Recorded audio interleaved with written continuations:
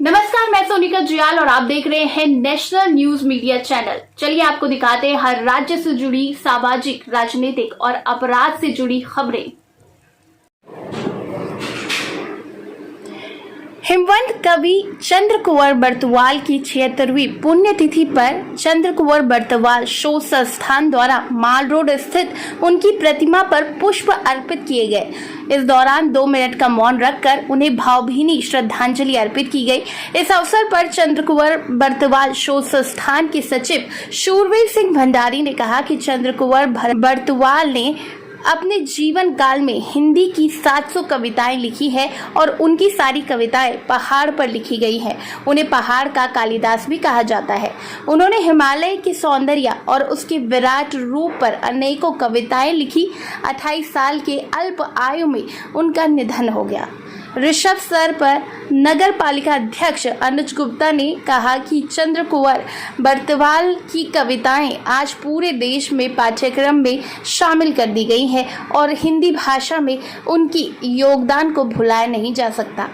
इस अवसर पर पूर्व विधायक जोत सिंह गुनसोला ने कहा कि चंद्र कुंवर बरतवाल ऐसे कवि थे जिन्हें प्रकृति से बहुत प्यार था।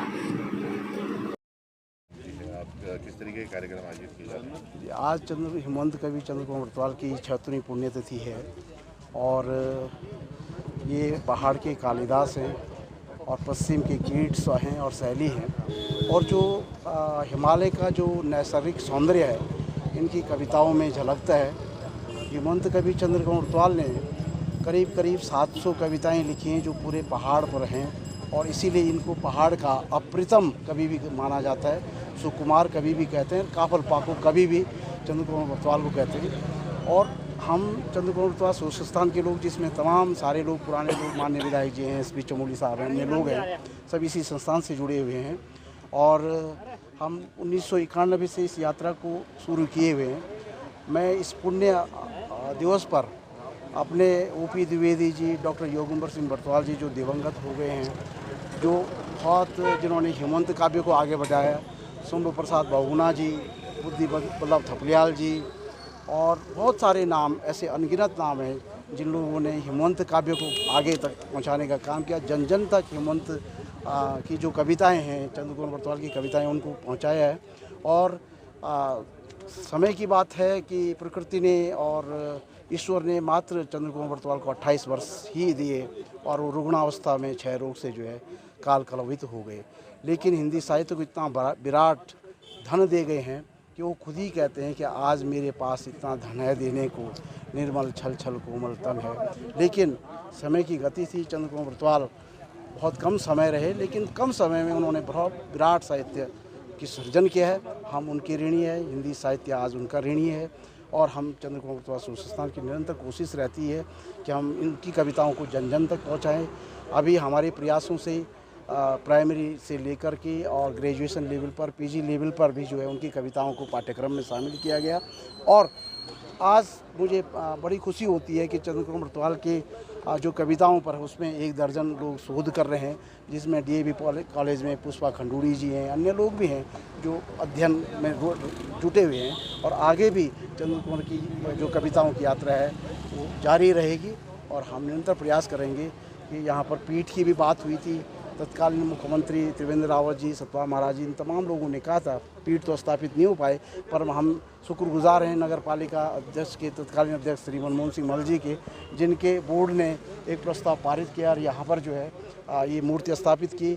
ऐसे तो ये प्रतिमा मुसरगंज इंटर कॉलेज में भी है, लेकिन पब्लिकली सार्वजनिक रूप से ये पहली बार माल रोड पे है। इससे जो हमारे दूर दराज के देश विदेश के जो सैलानी आते हैं, जो साहित्य प्रेमी हैं, उनको लगता है कि चंद्र कुंवर बरतवाल प्रकृति के इतने अनुपम कवि रहे हैं, तो वो लाभान्वित होते हैं। हिंदी तो हमारी राष्ट्रभाषा है और यही है कि हम हिंदी को भी मनाते हैं, इसी रूप में मनाते हैं। क्योंकि आज हिंदी का सरकार अपने स्तर पर प्रयास करती है, लेकिन जितने प्रयास किए जाने चाहिए थे वो अपर्याप्त हैं और सरकार को प्रयास करने चाहिए। जितने हमारे नवोदित कवि हैं, जितने हमारे पुराने कवि हैं, और जितने बहुत सारे कवि ऐसे भी हैं जिनकी कविताएं नहीं छप पाए, जिनका साहित्य नहीं, तो उनके साहित्य को जनता के बीच में, आमजन के बीच में लाने के लिए सरकार को कोशिश करनी चाहिए। हम भी मांग कर रहे हैं। हम सभी लोग जो हैं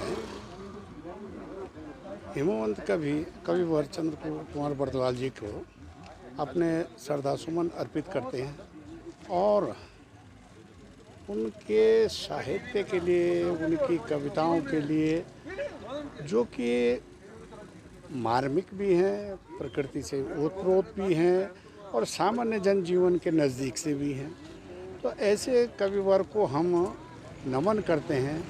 और साथ ही में डॉक्टर युगंबर सिंह जी बरतवाल, जो इस संस्थान के जो हैं केंद्रीय सचिव रहे हैं, वो अचानक हमारे बीच में नहीं रहे। उन्हीं का एक अथक प्रयास है ये सब, जितनी ये यात्राएं थोड़ी आगे तक बढ़ी हैं, साहित्य की यात्राएं, तो हम उनको भी अपना श्रद्धा सुमन अर्पित करते हैं और भगवान से प्रार्थना करते हैं कि उनकी आत्मा को शांति मिले और परिजनों को इस दुख को सहन करने की शक्ति मिले। हिंदी दिवस की बात, हिंदी दिवस पूरा राष्ट्र मना रहा है, अंतर्राष्ट्रीय स्तर पर मनाया जाता है और हिंदी को हम ये मान कर चलें कि सबसे सरल और सबसे सुगम अगर कोई पथ है तो हिंदी भाषा है। और हिंदी भाषा की जननी जो है संस्कृत है और जो हमारे इस देश में संस्कृति का ओतप्रोत होना चाहिए, लेकिन संस्कृति का शोध कहाँ होता है? विदेशों में होता है। जब तक विदेशों में शोध करके नहीं कोई आएगा तब तक यहाँ कहते हैं कि नहीं साहब यहाँ तो ये सामंजस्य बैठ नहीं रहा है। लेकिन फिर भी प्रयास है, सरकारों का भी प्रयास होता है। हिंदी दिवस को जो है बहुत मैं समझता हूँ कि उस तरह से मनाया जाना चाहिए जिससे ये लगे कि कम से कम उसका असर 1 वर्ष तक तो रहे।